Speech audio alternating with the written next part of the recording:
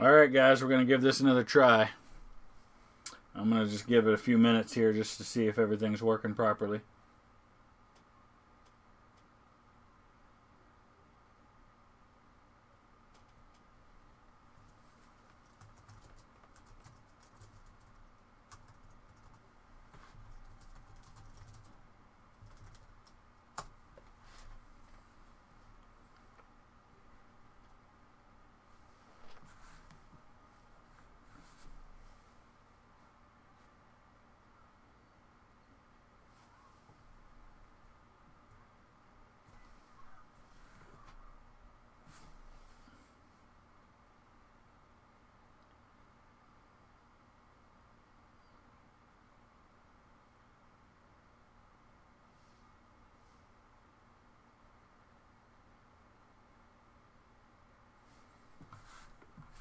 Alright, let me know if you guys can see and hear me okay, guys.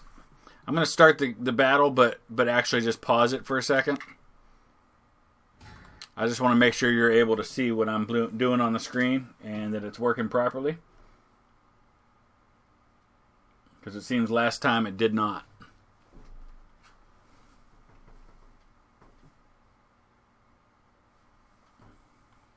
And it looks like you can see it on the screen, at least I can.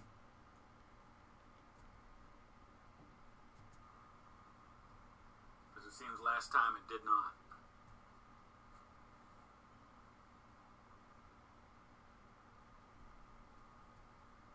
It looks like you can see it on the screen, at least I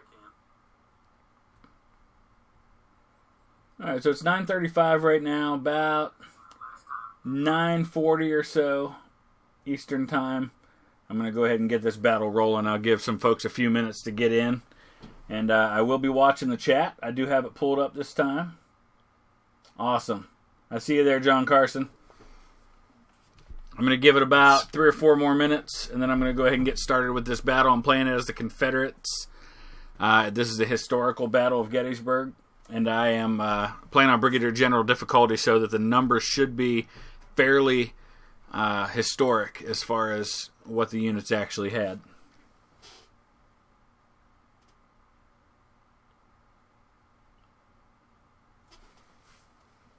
Had some issues earlier. Wasn't planning the live stream. Somebody asked me to when I was doing an American Civil War mod for Napoleon Total War 2. And it looks like it didn't broadcast right. Had some issues, but I think I've got those all resolved now. So this is my first real attempt at a live stream. So I thought I'd go with something I knew well. It's been kind of a crazy night here in History Guydom.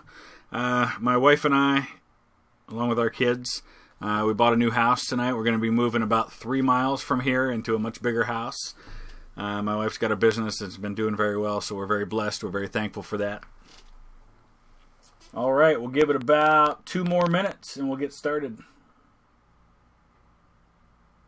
So I'm going to keep the chat up, so feel free to comment, ask questions. I'm going to be talking through some of the historical things to do with the Battle of Gettysburg as we play along. So if you want to talk about the gameplay, the strategy that I'm using, you want to talk about the battle or the people involved, it's really kind of open to anything. Let's just have a fun chat about all things Gettysburg. And it's the battle I know the best, like a lot of people, so I thought that's what I'd go with. This is also DVRing on YouTube, so if you come in late, you should be able to go back to the beginning and see it all. Although if you're hearing me say that, you're at the beginning anyway. Okay, about 1 more minute, we'll get started.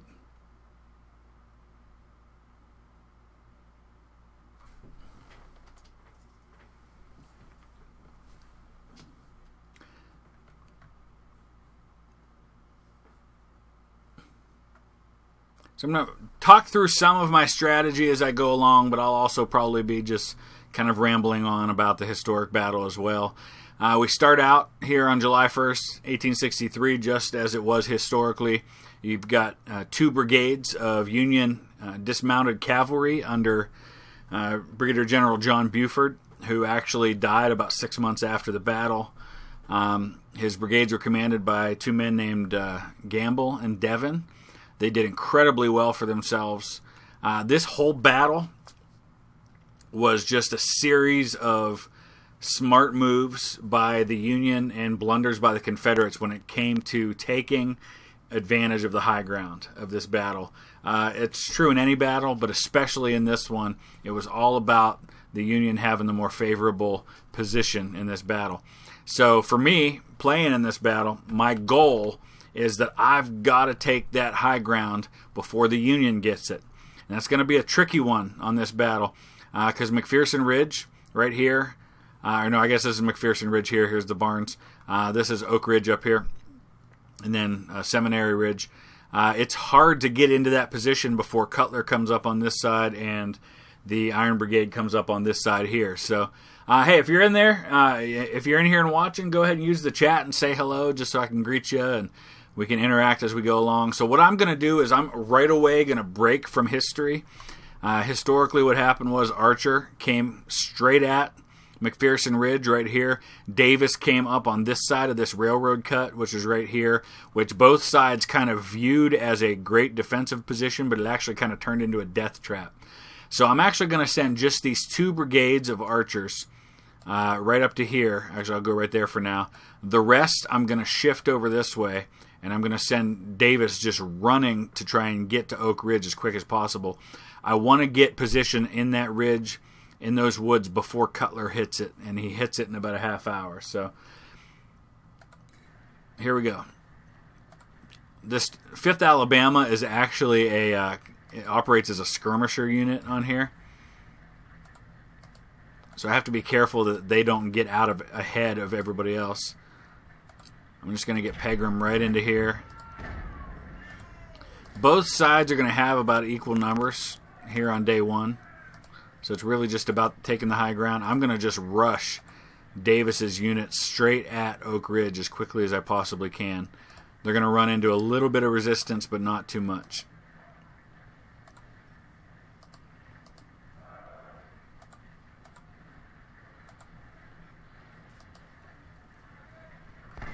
So if you're in here and you want to say hi, go ahead and use the chat there.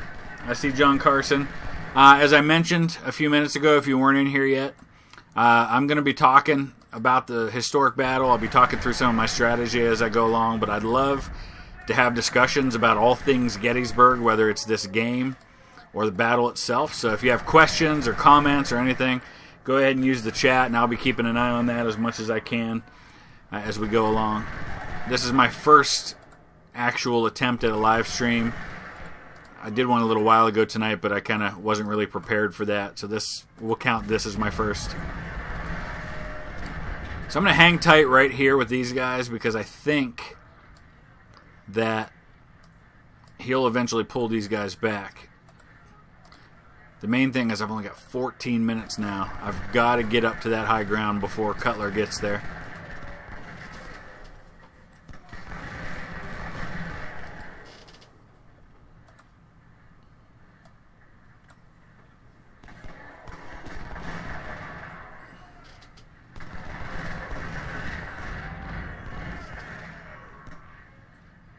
Alright, let's keep going, guys.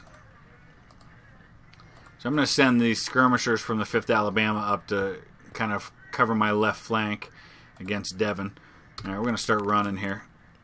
That's going to hurt my condition a little bit, but I'm much more concerned about taking the high ground than I am about the condition of my men right now.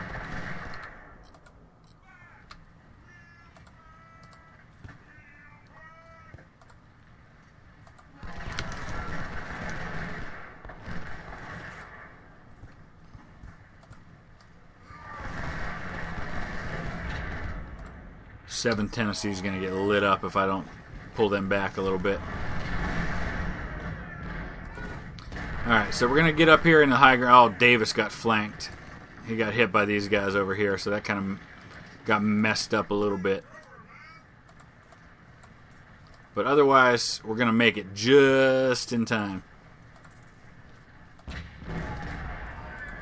So I think he will probably pull back. All right, here comes John Reynolds in the 1st Corps. Reynolds was actually, I'm I mean, in the order of battle, he was the first corps commander. But on this first day at Gettysburg, he was actually in charge of the left wing of the Army of the Potomac, which included, I think, 3 or 4 corps. And so actual command of the first corps itself devolved to Abner Doubleday, the guy who's falsely credited with inventing baseball. So we're going to go ahead and get up here, and hopefully we are ready for Lysander Cutler to hit us there. See, now he's pulling back, as I expected. Now what I don't want to do is get too far ahead of myself over here.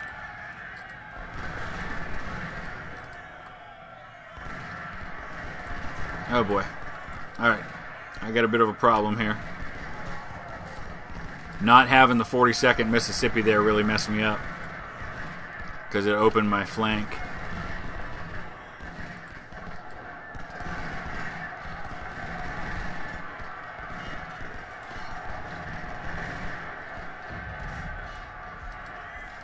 I got to get up here and take Caliph's battery out.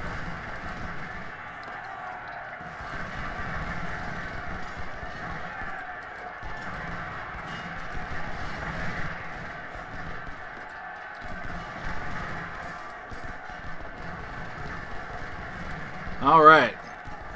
If you're in here watching, you want to say hi, go ahead and use the chat. I am watching the chat now, so say hello, let me know you're here. Got any questions, observations, you want to talk about the Battle of Gettysburg, talk about the game, any of that stuff, be glad to do that.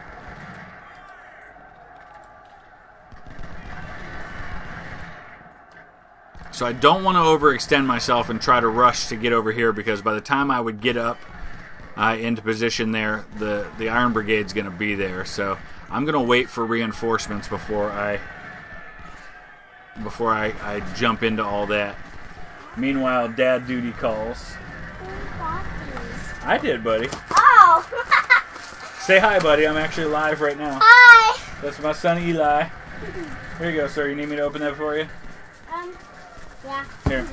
I'm giving him some Pop-Tarts. Yeah! There you go, buddy. Here, take the box back with you. You can handle it. You're a big guy. Alright, here comes the rest of Heath's division. We've got Brockenbrough. We've got the big brigade here under Pettigrew. We've got some more artillery.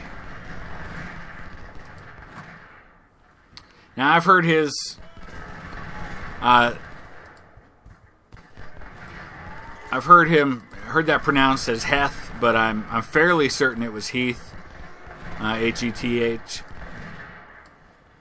But I can see why people pronounce it the other way. Devon's going to give me fits back here behind my line, so I'm going to have to send the 5th Alabama to deal with them.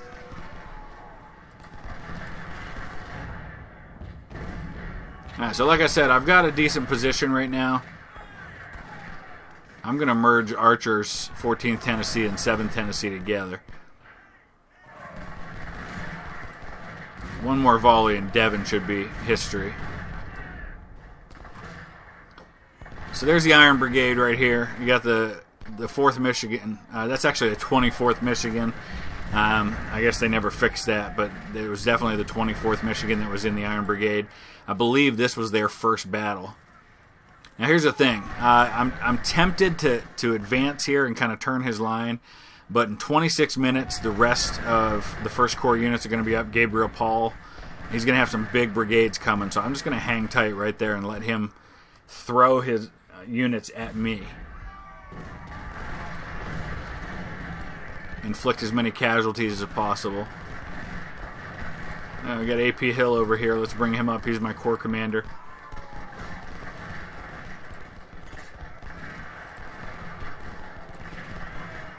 Now I'm going to merge the first 10. I'm going to merge these brigades because the first units that come into the battlefield come in as regiments.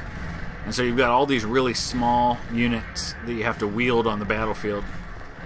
And as more units get in, it just makes more sense to merge them back into brigades.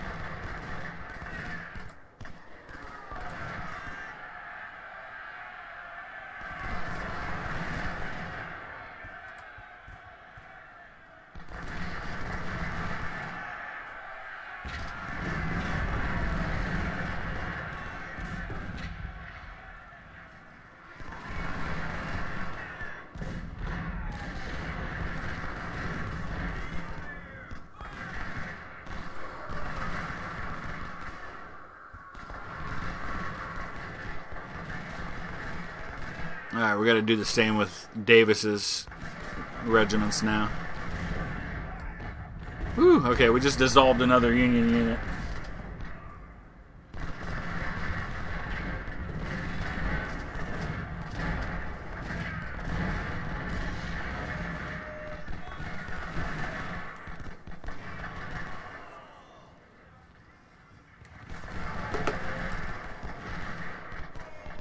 I'm going to hang tight back here for now yet. I don't want to push into the Iron Brigade because I know that Cutler's or Paul and a few others are going to be coming up here pretty soon.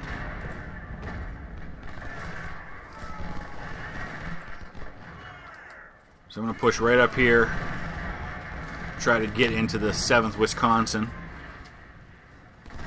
if I can.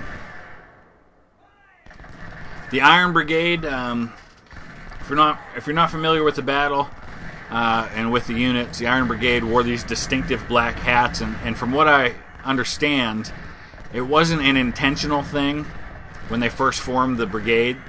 It had more to do with the unavailability of the traditional kepi hat that was given to Union units.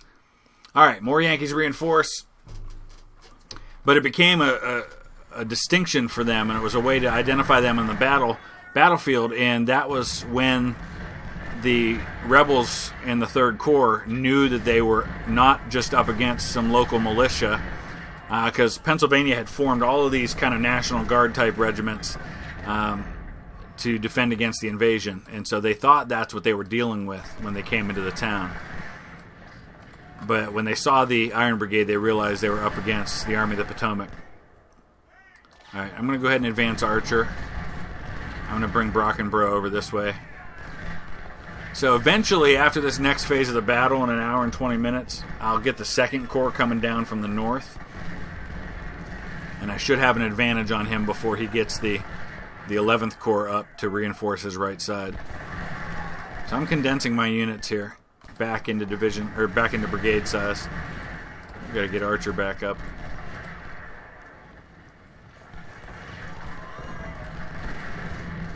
Alright, here they come. There's Roy Stone. We got Biddle. We'll have Gabriel Paul coming up. Gabriel Paul was shot through both eyes and blinded, but survived the battle.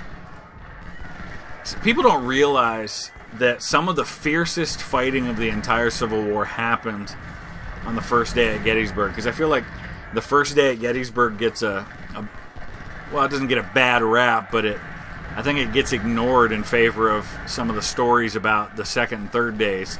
The 2nd day stories of Joshua Lawrence Chamberlain, or the fight at Little Round Top, the attack on Devil's Den, the desperate charge of the 1st Minnesota to save the line at Cemetery Ridge. But there was terrible, terrible fighting here, and Pettigrew just retreated. It's not ideal.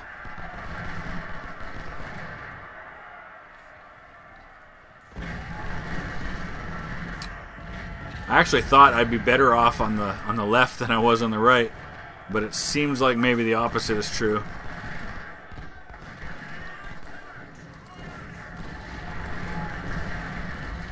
I got to get Pettigrew back up there.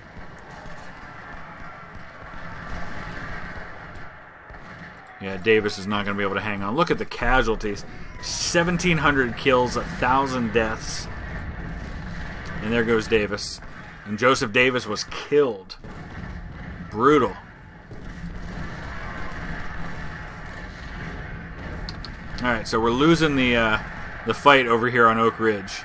And there goes Archer's brigade backing up. So we may just have to back this thing up. It looks like I'm going to lose the high ground.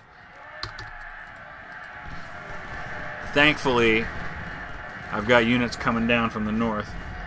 Hey guys, I see folks coming and going. If you want to use the chat, go ahead and say hello. I am watching it best I can.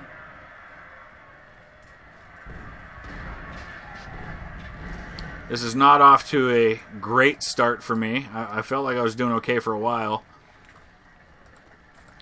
I'm wondering if maybe merging my units back into brigades was not the ideal thing to do.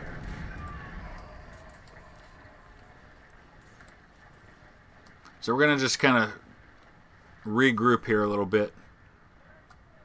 I think what I'm going to do is I'm going to shift over and try to push again on Oak Ridge.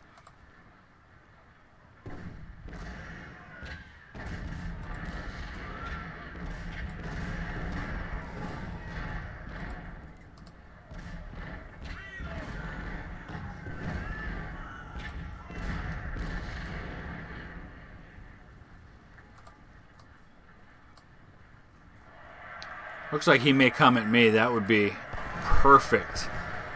All right, here comes reinforcements. Dorsey Pender's division entering the fray. Not a moment too soon. And that was kind of the story of Gettysburg. It was each side would get reinforcements and pour them in, and then the other side would get reinforcements. And then you have Ewell's Corps coming down from the north. Hello, Swanee 724. Does that mean you're in Pennsylvania, or are you in Western PA? Because I know that's the area code for Western PA. All is well. I'm having a great day. I hope you are as well.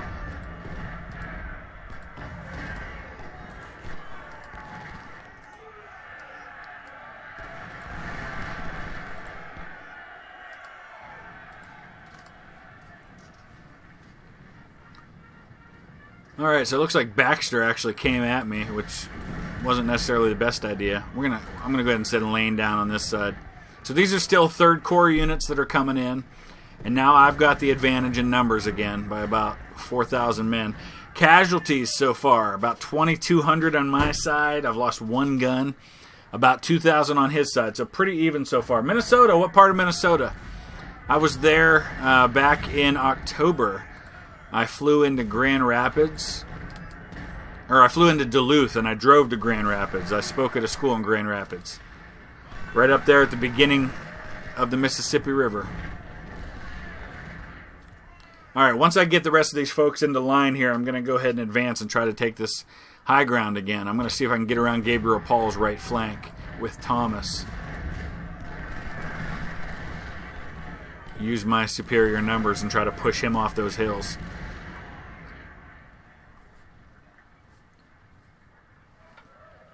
So as I mentioned, for those of you who may be just now coming in, I'm kind of talking about the game, but I'm also talking about the historic Battle of Gettysburg. So if you have questions, observations, anything you want to talk about, a topic for discussion, go ahead and throw it out there. Just use the chat right there. So northwest of St. Cloud, very cool. Hope it's not as cold there as it is in northeast Ohio right now. It was 60 degrees here yesterday, and it's back down. I think it's supposed to get down into the teens today. We had a ton of rain. Yeah, it is beautiful up there in that northern part of Minnesota.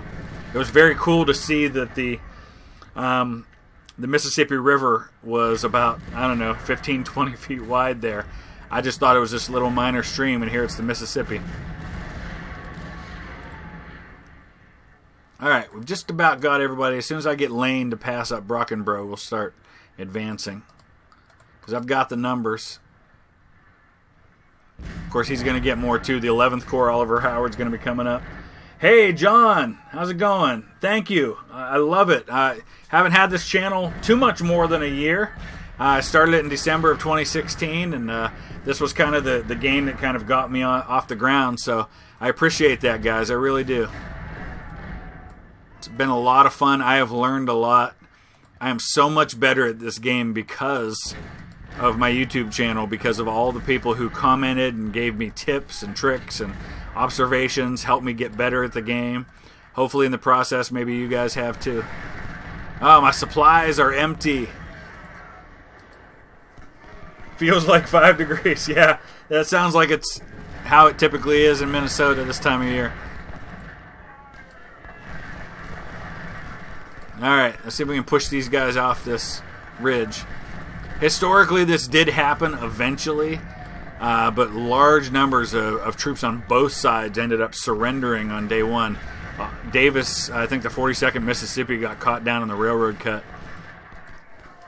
It was just brutal fighting on this first day. Some of the casualties among the units, I think the Iron Brigade lost almost half of their number. Of course, the 26th North Carolina on the Confederate side lost about 80% during this battle. Alright, so Thomas not so good. My plan was to bring him around, but I just didn't have the units to do that.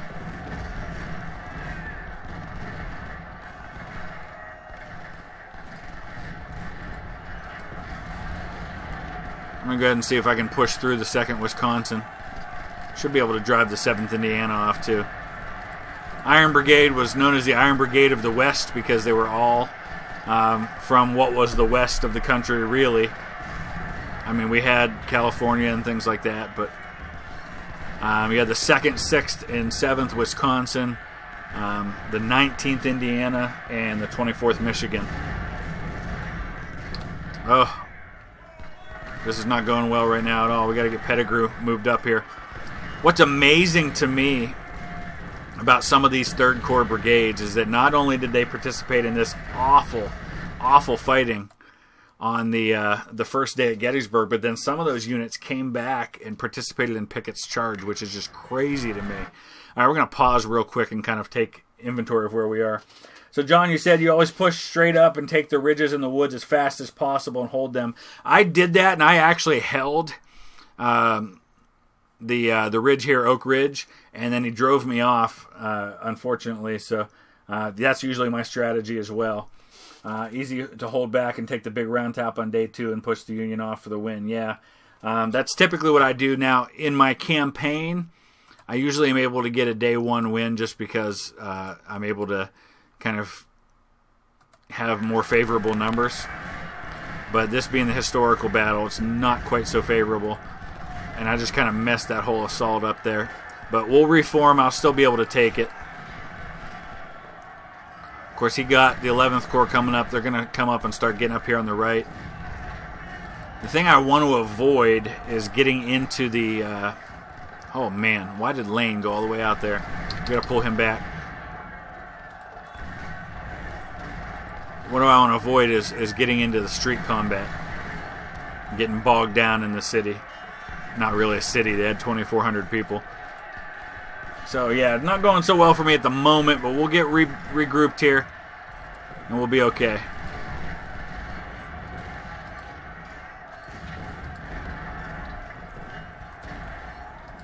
I'll still be able to get back up here and hold the high ground before he counterattacks with these 11th Corps units. I see Schimmelpfennig over there. The 11th Corps has a lot of the hard to pronounce brigade commanders on the Union side. A lot of Oliver Howard's units were German Americans, Polish Americans. You had men like Karl Schurz, who was a high-ranking officer, Schimmelpfennig, Vladimir. There's a lot of ways it gets pronounced, but most often is basically sometimes Shinovsky or Shizanovsky or Kruzanowski. It was said that he was actually put in for a commission as a brigadier general, but that no one in Congress could pronounce his name in order to bring the bill up for a vote. Whether that's true or not, I don't know. Off topic, Gettysburg, but still history related. I'm starting law school. Very cool, John. Very cool. Go Gamecocks. So you in South Carolina then? I've been in South Carolina a couple times with my job for Rachel's Challenge. I was in, I think it's Clover, South Carolina, just south of Charlotte. Spoke at the school there.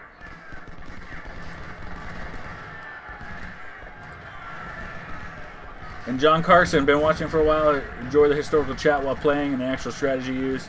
You got the game? Very cool. Hearts of Iron 4 too. Those are two of my favorites. I'm going to have some trouble on the left here because he's really loading up on that side.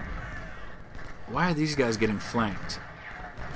The right, things are a little more solid.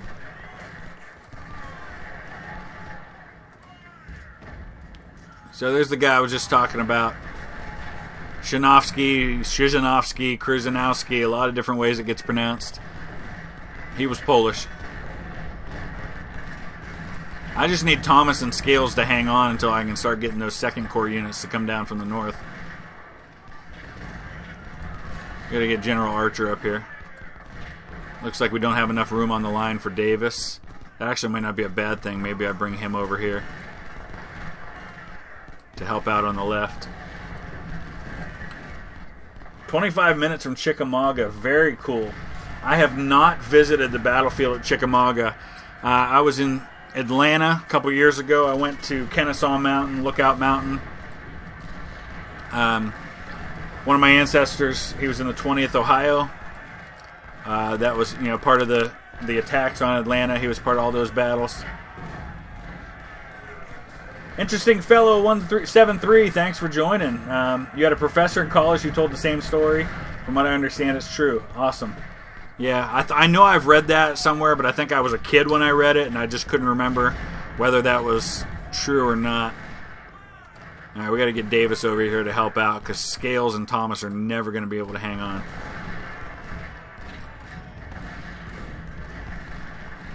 Things are pretty quiet on the right. I'm okay with that. So most of the 11th Corps kind of moved into the north because they had to form that flank on the right side against Ewell's 2nd Corps coming down. Ewell had divisions coming down from this side and also from up here. It's kind of one of those interesting quirks of history that at Gettysburg, the Union Army came from the south and the Confederate Army came from the north. I think Lee was headed toward Harrisburg. That was kind of where he wanted to make the battle. And here comes my 2nd Corps. So I'm going to shift these guys over. I want to get them on the road. I'm going to pause for just a second so I can do this. They're not into the battlefield enough to be able to control them yet.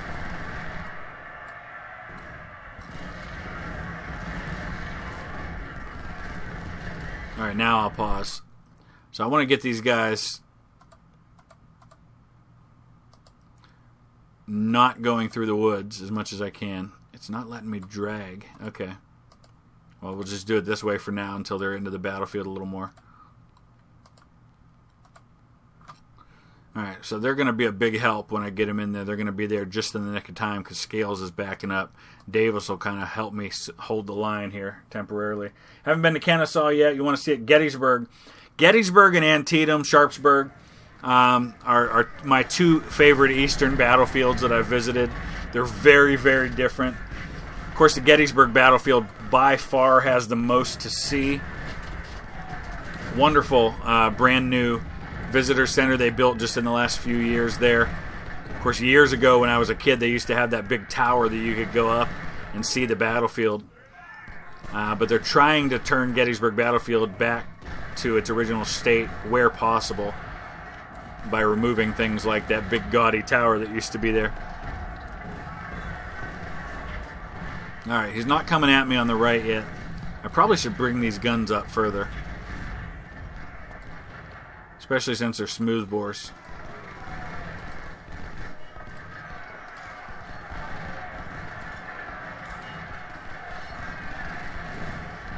Alright, Davis may be breaking here.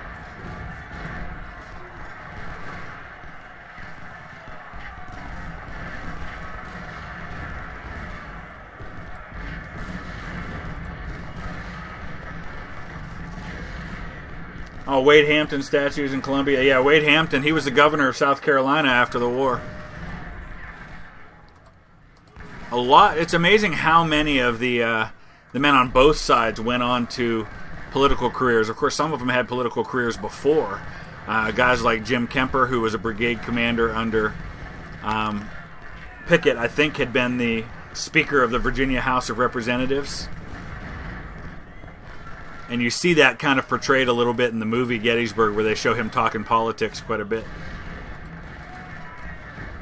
Of course, Joshua Lawrence Chamberlain, who won fame at Gettysburg and afterwards was 4 times elected the governor of Maine.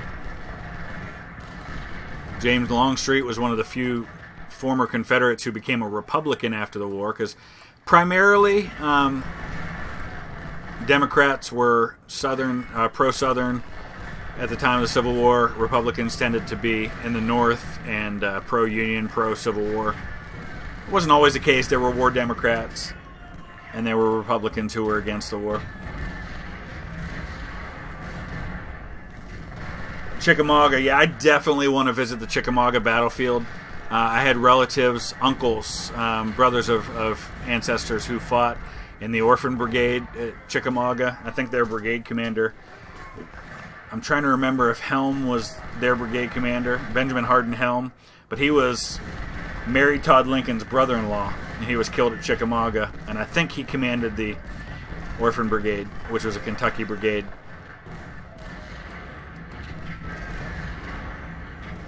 But yeah, I want to see Chickamauga. I definitely want to see Shiloh. I had ancestors at Shiloh.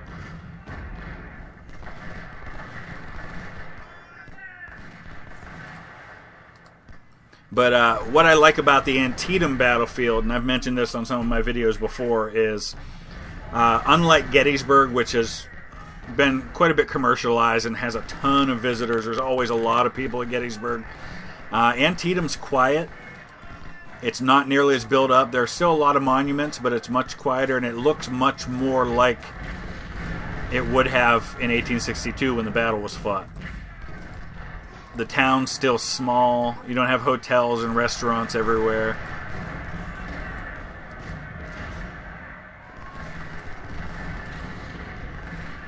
Alright, so here comes my... I didn't even realize these guys had come in. We've got 4 minutes left until we get to the next phase of the battle. And pretty soon, once I get my second corps in, I'll start pressing.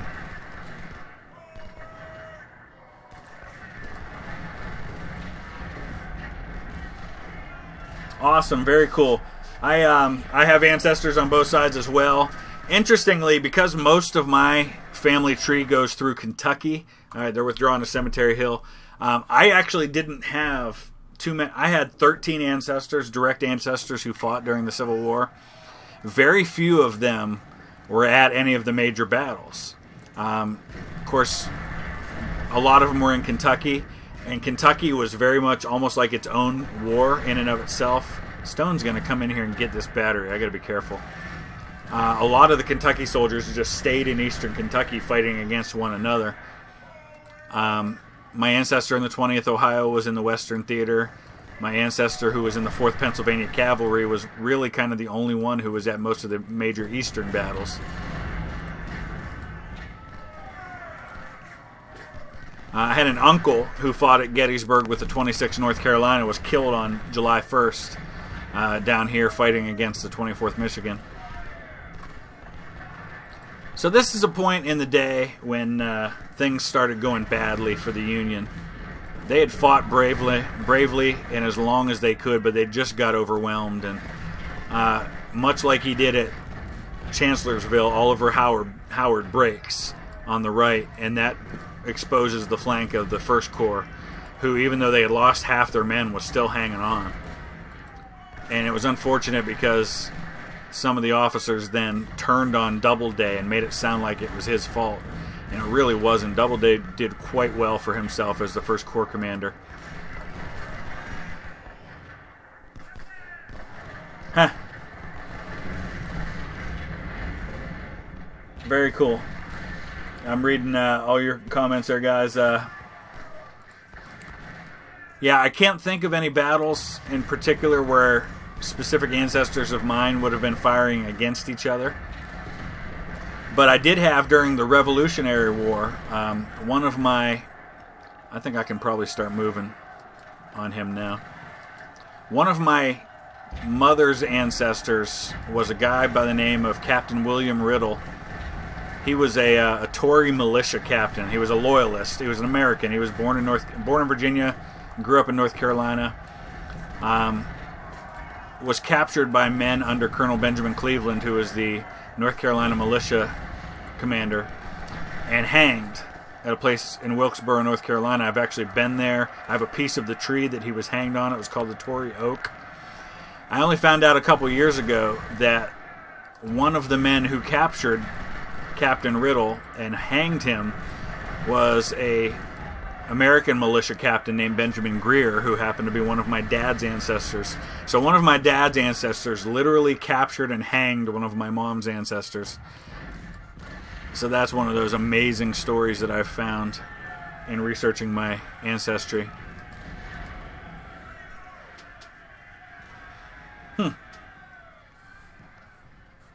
Kit Carson? John Carson. Kit was one of your ancestors? That's really cool. That's awesome. I've got probably the closest famous ancestor that I have would be Pocahontas. Both my mom and my dad are descended from Pocahontas.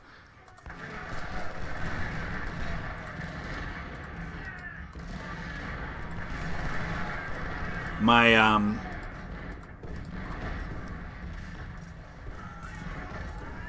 one of my ancestors was the sister of Daniel Boone.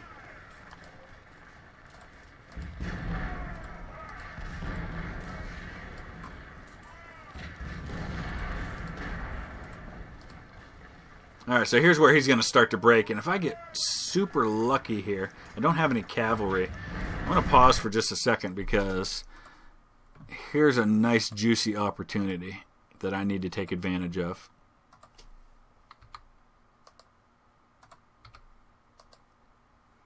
I'm going to be able to grab that third one, but I think I can probably get these first two supplies. Maybe. I really need cavalry for that, but... Miles Standish. That's cool. Very cool. Been to his grave. I had a couple of Pilgrim ancestors. George Soule, who was on the Mayflower, is one of my ancestors. He was an indentured servant to the Winslow family. Kind of cool story about that. I was in Massachusetts. I was visiting the grave of George Soule, which is about 8 miles from Plymouth Rock. And as I was looking for the grave in this kind of obscure cemetery, looks like he got his supplies away. So there was one other person in the cemetery, and I started talking to her. And as I told her why I was there and who I was looking for, I come to find out she was also there looking for George Soule's grave because she was also a descendant of George Soule. So a distant cousin of mine. And this is where it gets interesting because you get kind of bogged down in the city, and I don't want to do that.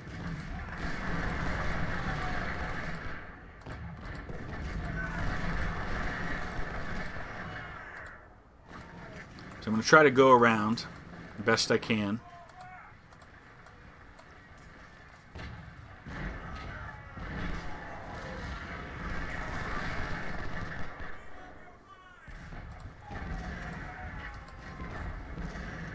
I also had another ancestor. A lot of people don't know this, but originally there were two ships. There was the Mayflower and the Speedwell. And the Speedwell was smaller, and it sprung a leak after they left. And they had to go back and repair, and then it sprung a leak again. So finally they decided they weren't going to be able to take the Speedwell across the ocean. And so they came back to England. They loaded up as many people on the Mayflower as they could. That's why the Mayflower was so packed, and I think about 8 or 10 people stayed behind, and one of my ancestors was a deacon in the Pilgrim Church. His name was Thomas Blossom, and he was one of the people who stayed behind. Thomas Blossom's also an ancestor of both President Obama and President Bush, so through both of them, or through Thomas Blossom, I'm related distantly to both of them. At it again, John Payne. Trying to win today or flank the round tops. I think I'm gonna hold off on the win today, just because I want to keep the live stream going a little bit longer. I'm having a lot of fun. My wife and my daughter and her mother, my wife's mother, are at a play tonight. My boys are quietly entertaining themselves with video games upstairs. So I think I'll just go at it a little longer. So I'm not gonna press for the day one win. That way we can talk a little bit about day two. Happy Lunar New Year, yes. Oh, you know what?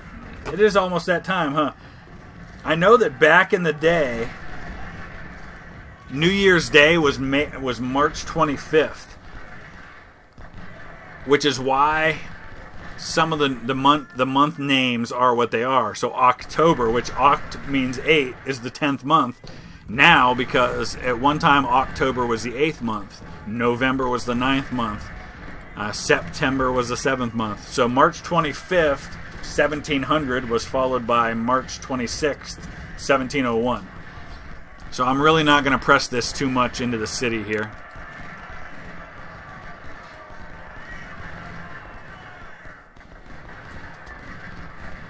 Yeah, I agree. Sega Prophet, I totally agree. Whenever possible, winning on day one, definitely the way to go. Especially in a campaign where you're trying to preserve your men as best you can. Definitely the thing to do. Yeah, I'm going to flank the round tops with Longstreet on day two if I can. Yeah, you can definitely push this and bottle them up in the corner by the end if you play it right.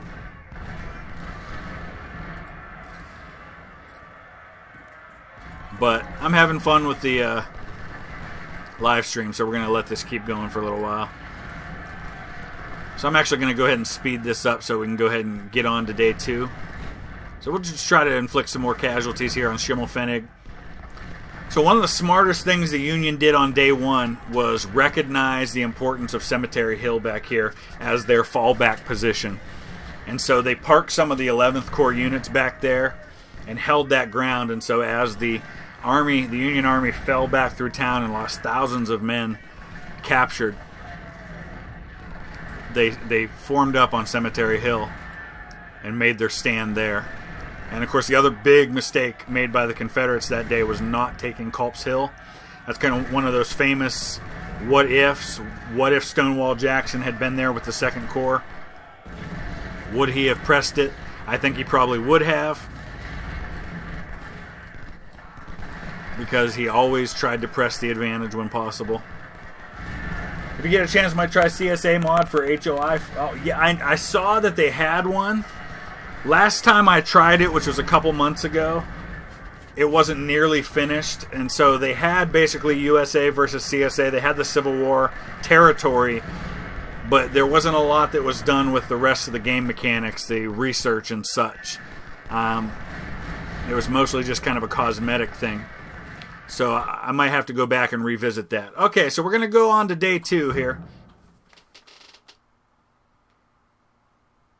Yeah, Longstreet was smart. And that was one of the things I mentioned a little while ago, that Longstreet became a Republican after the war. Not to get into any kind of politics. I'm talking about 19th century politics here. Longstreet became a Republican after the war, which was a big no-no to the Southerners who felt he was betraying them. And he was actually pretty vocally critical of Robert E. Lee's tactics at Gettysburg, rightfully so. Likewise, George Pickett, of course, was very bitter. They have the story that says that Pickett went to with another former general to visit Lee after the war. And when they left, he said, that old man had my division slaughtered at Gettysburg. All right, so we've got 26,000 men up against 44,000 here. So now we get into the discussion about what was happening on day 2. And I think we start out with Longstreet, and we're going to be looking at the Round Tops. You got Little Round Top right here, Big Round Top over here. Obviously, there is no way in the pit of Hades that I'm going to do what the Confederates historically did, which was to go right through Devil's Den and up against them. Longstreet and Hood, who was one of his division commanders, wanted to go around to the right. But they didn't think there was time, and there may not be time for me to do that. But yeah, let Sickles have his orchard. Absolutely. Dan Sickles, if you're not familiar with the battle, was given the task of holding this position here, and he moves his whole corps down to what he saw as better ground up here, but in the process abandoned the hills. I'm trying to remember. I'm not entirely sure that I have ever done day 2 on the historical battle of Gettysburg on this game. General Lee, I have no division. That's dang right. That's exactly what happened. Ethan Sherman, yeah, those are Stonewall Jackson's final words. Let us cross over the river and rest under the shade of the trees. So that's where Meade wanted to fight. He would have lost too. To Pipe Creek, the Pipe Creek line, yeah. Meade had this big council of war the night of July 1st. And he basically polled his commanders and said, okay, do we hold here? Or do we fall back to this Pipe Creek position? And the reason for the Pipe Creek position is they had actually been kind of scouting that out and had made extensive plans for a battle there. And so they knew the ground better. It's kind of what they planned to do. But yeah, I agree. I think he was much better off to stay right the heck where he was. So here comes McLaw's division now.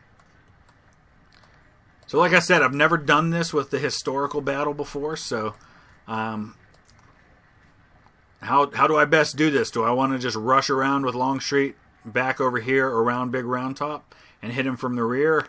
Or what do you guys think?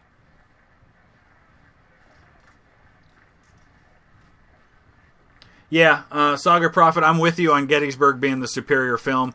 I think what hurt Gods and Generals, number one, was I got to be honest with you. I love Civil War films.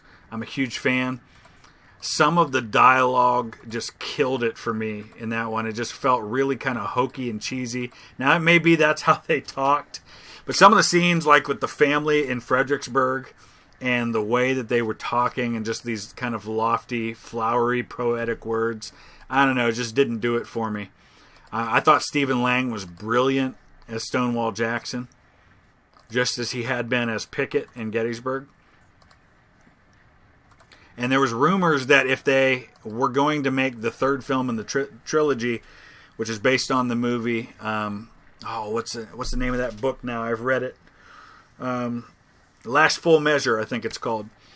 There was rumors he was going to play Grant in that one. I don't know if that's true or not. Post World War II Cold War mod. Yeah, you're right. That would be kind of cool. Plenty of time to go right as I am. Okay, perfect. Plus, you get to see Ted Turner get shot at the bloody angle. Yes. I'm trying to remember. I think, was he not playing Colonel Walter Tazewell Patton in that scene, who was killed in Pickett's charge? He also happened to be General George S. Patton of World War II fame. That was his uncle. Great uncle. George Patton's grandfather, George Patton, was a Confederate colonel, and his uncle Walter was killed in Pickett's charge. So I think maybe I hold my claws right here for now and go around with these guys. Yes, no? So pull 2 divisions, wait for the 2 hours to pass, then push with Hood and the claws. Run into the 20th Maine and only 2 brigades from the 5th. The 6th will come in behind the Round Tops, though. No, interesting fellow. I appreciate that. That's absolutely what I'm asking for, is suggestions. That's one of the cool things about live streaming, is I get real-time advice instead of afterward advice. So you're suggesting that I take McLaw's division down as well? Or should I hold them here for now? Yeah, the 6th Corps was sitting behind in reserve. And so they were there to be able to kind of be brought up if necessary. Ken Burns, I watched it this week. Again, I've seen it like 20 times. But it's absolutely brilliant. It's what got me interested in the Civil War in the first place. It's so well done. So I watch it probably at least once a year. And I feel like I kind of learn something new every time.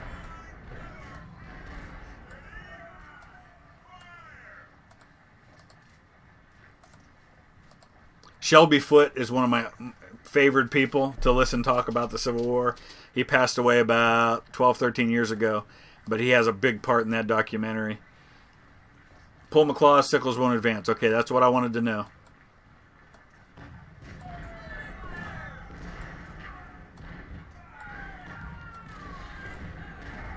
So, I know a lot of you guys are familiar with Civil War history, so you know the stories of Dan Sickles from Gettysburg. It's interesting to think about the fact that a man could both be awarded the Medal of Honor and be brought up on court-martial charges for the exact same battle. But that's the Civil War for you. Of course, Dan Sickles, best known before the war as a congressman who, in broad daylight, right in front of the White House, shot and killed his wife's lover, Philip Barton Key, who was the son of the Star-Spangled Banner author, but also the district attorney for Washington, D.C., and was the very first person to get off of those charges by pleading temporary insanity. And then he goes on to raise the Excelsior Brigade, and back then, political connections or wealth could get you a commission, especially if you raised a unit. That's how Nathan Bedford Forrest enlisted as a private, but then ended up a lieutenant general, because he ended up raising a battalion of soldiers and then just through his skill rose up the ranks. Yeah, it's hardcore, yep. And not only that, but then Dan Sickles has a cannonball smash into his leg, which has to be amputated during the battle here near the Peach Orchard. And then he sends it to the Army, like the medical college, and visits it for the rest of his life. If you watch the movie Lincoln, they actually show a scene where you see this broken, hairy leg of Dan Sickles in a display case. The pictures I've seen of it only show the bone. But in Lincoln, they actually show it with the flesh still attached. Yeah, it is Old Hickory territory. Alright, so we're getting up around here. So you're saying I wait until this hour is up before I launch this attack. So we'll get Evander Law. We'll get Anderson up here. Robertson. Benning. Smoking a cigar as they cut it off. That's right. And I believe it's for that bravery and inspiring his troop is why he got the Medal of Honor years later. He lived well in, I think, till like 1913. And you can see old video footage of Dan Sickles as an old man. Him, Joshua Lawrence Chamberlain. Yeah, oh yeah, Shelby Foote is great. I love Shelby Foote, John Riber. Riber, how am I pronouncing that? Lincoln was a very good movie. I think Daniel Day-Lewis was brilliant as Abraham Lincoln. I'm also a fan of Hal Holbrook played Lincoln in North and South. I thought he did a great job. And then Sam Waterston in Gore Vidal's Lincoln was also very good as Abraham Lincoln. And of course, Mary Tyler Moore was a great Mary Todd Lincoln, as was Sally Field.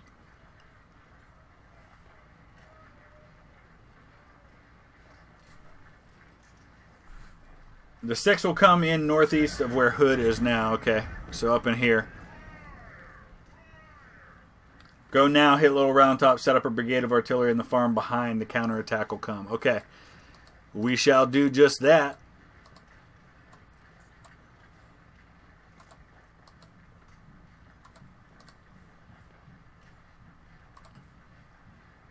So Barksdale, he's coming off way off of where he was historically.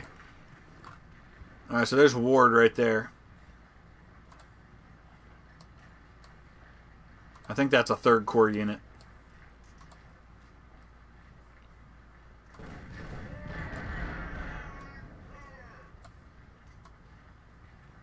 Barksdale was mortally wounded on July 2nd at Gettysburg.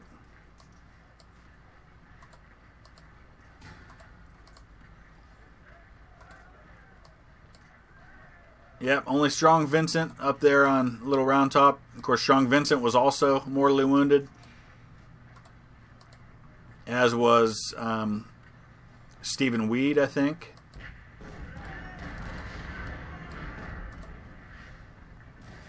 Other side of Round Top's between the farms. Okay.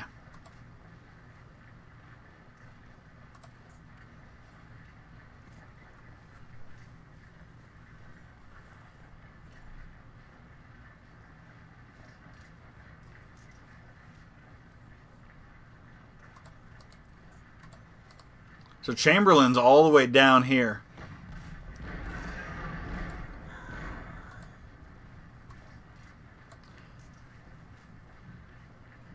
Yeah, he was. He was shot multiple times. Haha, Sega Prophet. I don't know if he historically said that or if that's just a really great quote from the Gettysburg movie. I can't remember the guy's name, Corman or something like that, but he was great as Hood. The only beef I have with that is John Bell Hood was like 30 at the Battle of Gettysburg, and they've got him as like a 50, 55-year-old man. Hood's one of those tragic characters, man. He loses the use of his arm at Gettysburg. He loses a leg in 1864. Was that at Chickamauga? I can't remember off the top of my head. And then he ends up a Army commander, and he was really not suited for Army command. So I need to push this, I think.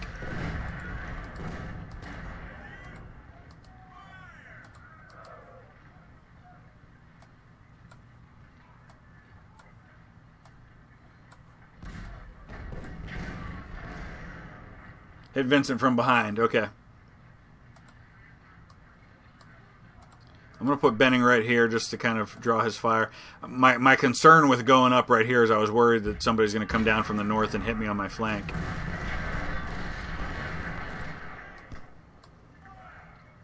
Oh, yeah, great. Tom Berenger as Longstreet, I love. I think Brian Mallon's the guy that plays Hancock. He was great. But, what's his name? Oh, gosh. I'm having one of those senior moments. I'm only 40, but I'm having a senior moment. The guy that plays Chamberlain. The guy from Dumb and Dumber. He was great as Chamberlain. Secure the Round Top Hills. Okay. Keep the artillery close. Yeah. Oh, yeah. And the guy who plays Armistead, Richard Jordan, who already had a brain tumor at the time he was filming, and I think by the time the movie was released, had died. He was great as Armistead.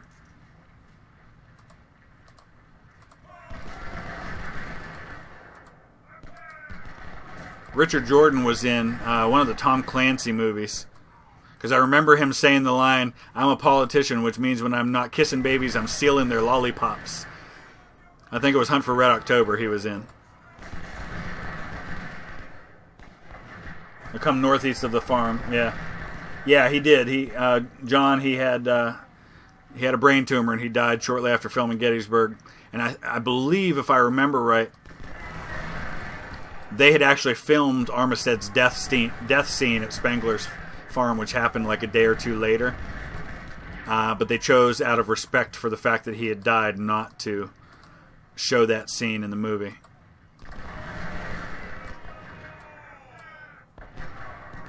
Jeff Daniels. Yes, thank you. That's who I was trying to think of.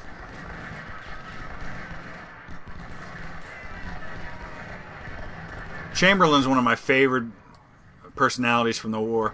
What he did at... I guess I got to pay attention to what these guys are doing over here. Do I just hold these guys where they are? What do you guys typically do there?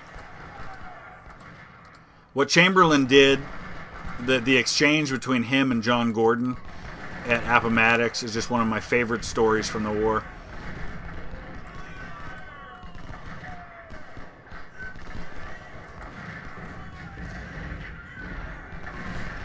Berenger can brood like no other. Yes.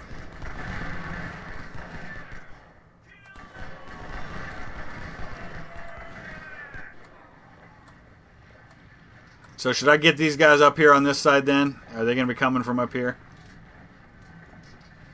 Southeast. Oh, they come from northeast of the farm and then southeast of Big Ground Top. So down here. Okay. Gotcha.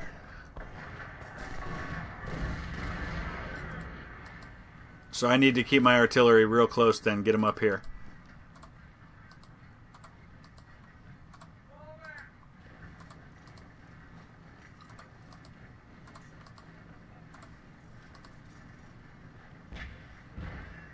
Oh yeah, Sega, you're right. The micromanagement would be off the charts at brigade level. I mean at regimental level. Through everything into the Round Tops, all or nothing. That last division I would use contained a 6th, which will come in right where the artillery is. Okay.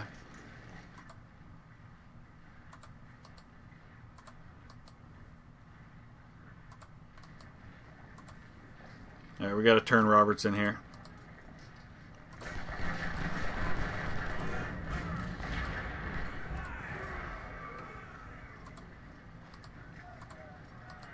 The reason that nobody took Big Round Top as a main defensive position is it was covered in woods, and to have gotten it prepared to be able to be used by artillery would have taken too much work and taken too long.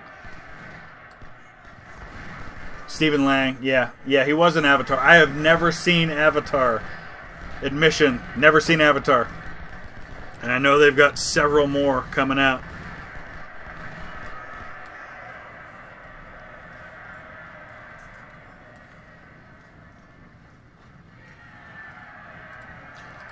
Supposedly there's a mini-series that they're trying to get done called Two Appomattox. That's supposed to have a bunch of big-name actors in it, a bunch of guys, if you're familiar with Band of Brothers, that you would recognize. They're working on funding for it. I think I read somewhere that Nick Searcy would be Joseph Johnston, and he looks a lot like Joseph Johnston, so he'd be perfect. I think we're about to eliminate the 20th Maine as a unit. Take command, 2nd Manassas. Oh yes, that's a cool game. Big fan of that. It is a great learning curve, but it is a really cool thing to do. Yeah, Sid Meier Mears Civil War collection, really good too.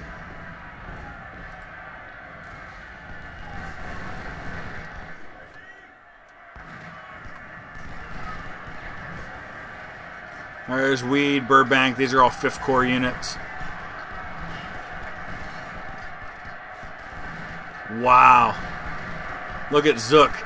Zook, I'm trying to remember if he was killed in this battle. I think Cross was. I think Zook was as well. Zook, that's a 2nd Corps unit there. Because there's Kelly, that's the Irish Brigade. I think it was Cross who was marching his troops into battle, and General Hancock, the 2nd Corps commander, told him, "This is the last time you'll go in to battle without a star." And he said, "Too late, General, this is my last battle."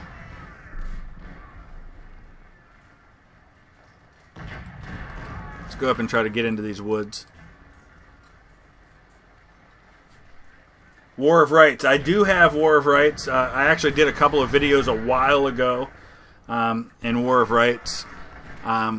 Typically, first-person shooters, I tend to only play on my Xbox One on console, but I did really get into that, and it's a lot of fun. There's a learning curve to it, for sure. But it's very cool if you can get to be a part of a unit where you're all working in concert together. Wow, there's a lot of people coming down on my right.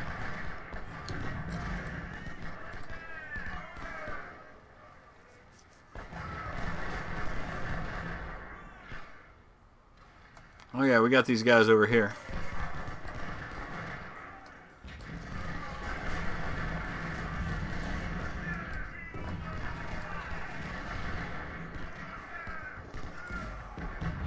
I gotta move Kershaw up just a little bit so he's in the cover of these woods more. Same with Sims. Otherwise, I think I'm good. A large tactical map. You know, it's funny. Yeah, he was awarded it. You're right. Interesting fellow. Ethan Sherman, yeah. A lot of people don't know, speaking of Sherman, that General Sherman's brother was a U.S. Senator from Ohio, which is why, in part, why Sherman was able to get his command, because of those political connections. Sherman had a long struggle with depression, and also lost a couple of children during the war. A lot of generals did. I think Lee lost a daughter.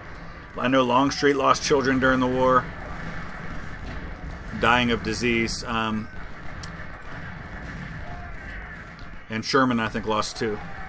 I visited Sherman's grave out in St. Louis. I did a video on that a while back.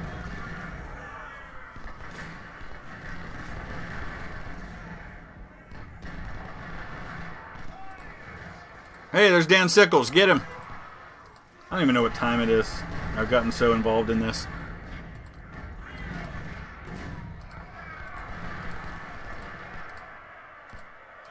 So to win the battle, victory, got to hold Cemetery Hill, Cemetery Ridge, South Cemetery Ridge, Culp's Hill.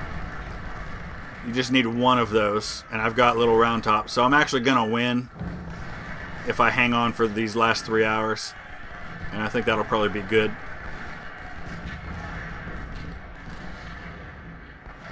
So this should draw some of the pressure off.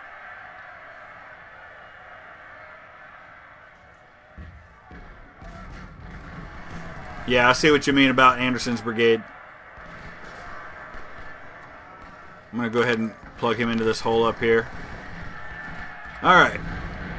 Let's bring Posey back. I think Posey had Florida regiments, some of the very few Florida regiments in the Army of Northern Virginia.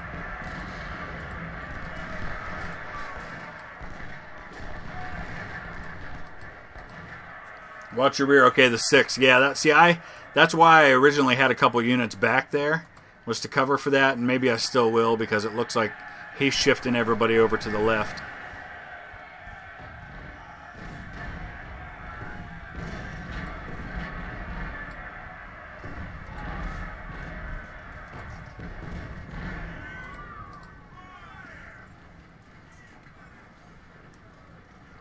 Lincoln, actually 3 of his 4 sons died.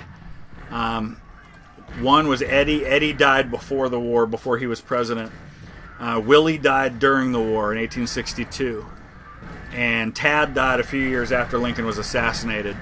All of that was a big part of why Mary Todd Lincoln basically went insane. She lost 3 of her 4 sons and her husband. So I'll keep Anderson back here for now. Alright, let's go up and deal with these guns. Yeah, Sega Prophet, you're right about sharpshooters. That's one of the things I have not mastered yet, is good use of sharpshooters in the battle, in the game. I know that they could definitely come in handy, but you're absolutely right about that. Mike, you've played Take Command 2nd Manassas. It's a cool experience to be able to play it in that way. That's one of the nice things I like about the different Civil War games, is there is a nice variety of the experience that you get.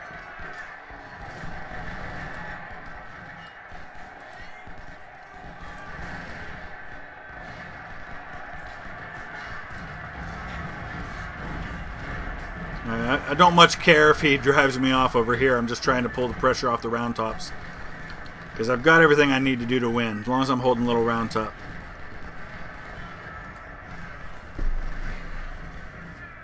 Yeah, the Lincolns definitely suffered a great deal. And then Robert Todd Lincoln, so he was the only one who outlived his father and his mother and had a family. Robert Todd Lincoln became the Secretary of War under President Garfield, and was, I think, was at the train station when Garfield was shot. And then he was in Buffalo, New York in 1901 when President McKinley was shot. So he was in the same town as 3 of the 4 presidential assassinations. And I believe I read somewhere that after McKinley's assassination, he vowed that he would never go near a president again. Although I believe he was present for the dedication of the Lincoln Memorial in the early 1920s.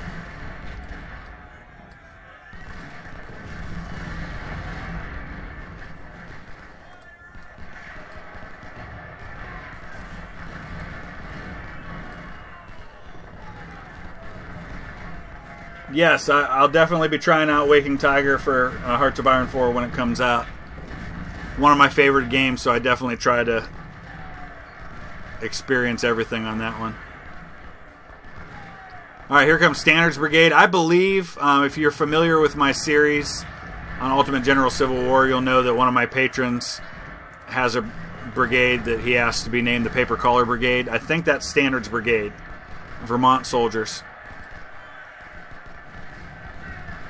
Alright, so the good news is he's not too close to the round tops, so if I need to turn around to defend now, I can.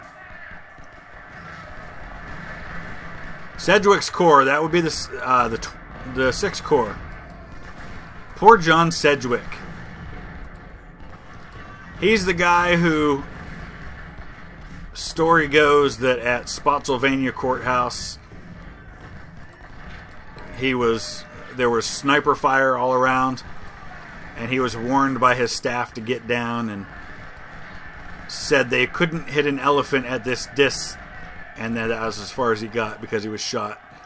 One of the most beloved generals in the Union Army. He was very loved by his men, and it was a deep loss for them. Technically speaking, Sedgwick was the highest ranking Union officer killed during the war because of the date of his commission, but James McPherson was the only Union Army commander who was killed during the war outside of Atlanta.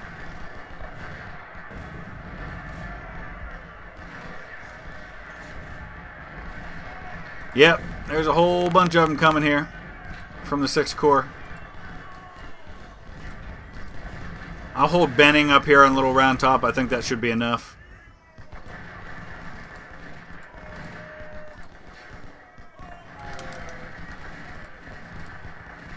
And I think 1 brigade here should be enough. So we'll send Wooford down.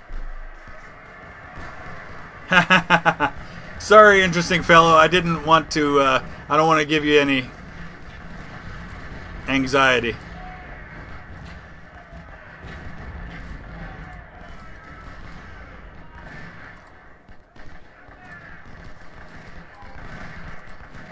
No, Kershaw, don't run that way. What are you doing?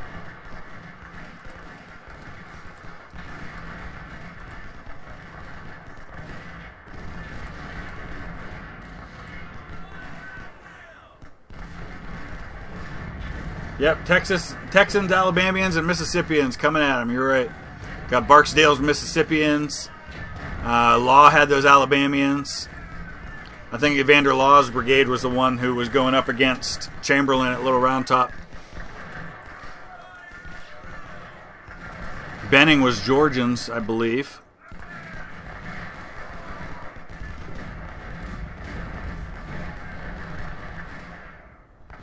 Let's get up here and get some supplies to these guys in the north.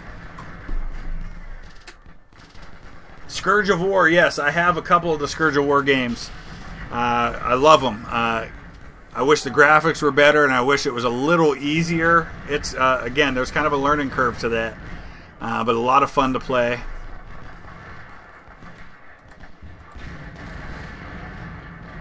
I'd probably make some videos, but I don't feel skilled enough at that game yet to do justice to it.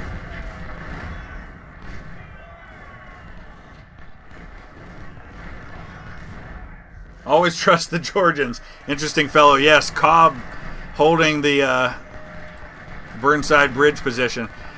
If you go to one spot on a battlefield that completely changes your perspective of what a battle was like, it's standing in that spot overlooking the Burnside Bridge at Antietam. You can see why a couple hundred men were able to hold off several Union brigades. It was such an incredible defensive position. And just behind where the Georgians were there is a big monument to William McKinley, which may seem strange to you until you find out that William McKinley was stationed there. He was part of the 23rd Ohio. I think he was a sergeant at the time, and a unit that I think was commanded by Rutherford B. Hayes. So you had 2 future presidents in the same regiment. My great-great-great-uncle, a guy by the name of Christian Hughes, actually built the house that William McKinley was born in. My wife's a native of Niles, Ohio, which is just a couple miles from here, and that's where McKinley was born. You know what? Let's not advance, because he's got more units coming. Let him come to me. Alright, I think this one's in the bag. I've had a ton of fun with this, guys. I didn't realize how much fun it would be. Just being able to interact and talk in real time with you guys instead of commenting afterwards like you said.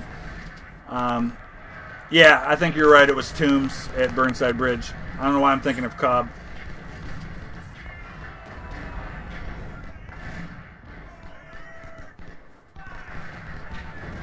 Yeah, Scourge of War and Take Command are basically the same game. You're right.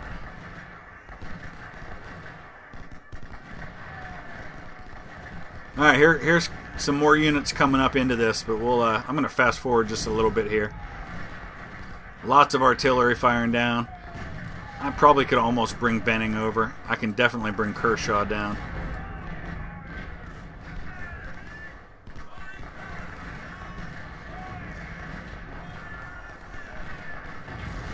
In other words, after I get paid. That's right, Mike. I hear you. Sunken Road and Burnside Bridge, yeah. I did a couple videos. They're on my channel if you haven't seen them already. I had a brief amount of time there. Actually, I wasn't planning to go to Antietam. I had gone down to Washington, D.C. to do some research on my Civil War ancestors at the National Archives, and just stopped at Gettysburg and Antietam on my way home.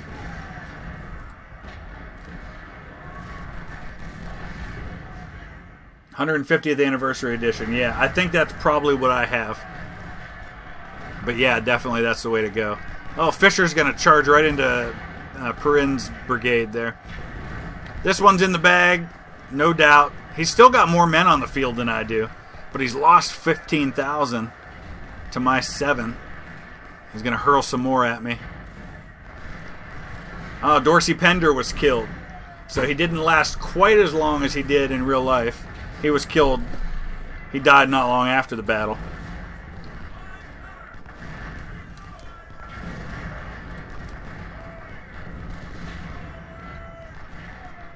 Very cool, John. I'm glad that mine was the first chat you participated in. This is my first live stream that has worked and where I've gotten to chat with people as well. So it's very cool. I'm looking forward to doing more of these. I'll try to schedule them ahead of time so you guys know when they'll be. Interesting fellow. Do you teach in general or are you just doing something special?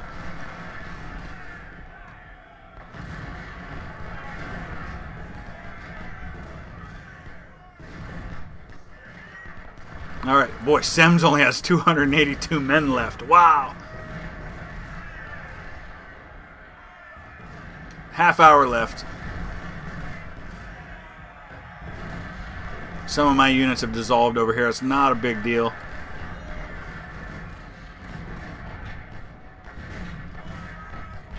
Alright, this is just about over. Just to kind of check in here, you can see I've got the condition to win the battle. You're a history teacher. Awesome. That's what I went to college for. My life took a different turn than that. But I love history. That's very cool that you do that. High school? Middle school? What do you teach?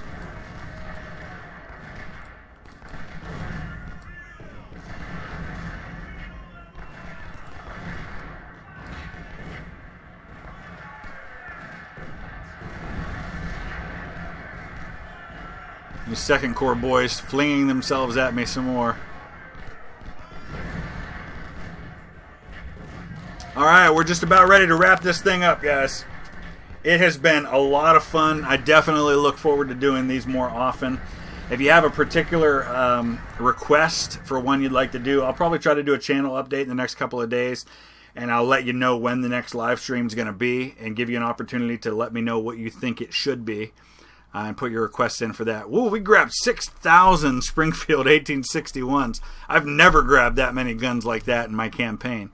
So that's pretty cool. Officers, it looks like Ambrose Wright was wounded. Evander Law was wounded. Dorsey Pender was killed. High school, didn't plan to be a teacher, happened after you finished college. So you kind of did the opposite. I went to college for it and then didn't plan on doing anything else. But yeah. Mike, I'm with you. I bought both of those movies as soon as they came out as well. I remember I was a youth pastor for 14 years, and I was actually on staff at a church camp for high schoolers. I was leading worship. I was doing the music, and that was the week that Gods and Generals came out on video. So I drove into town and got it and threw it on the video projector in the chapel and watched it there. So thanks, interesting fellow. Thanks all you guys. I had a ball with this hour and a half. Had a lot of fun talking to y'all. Looking forward to doing it again.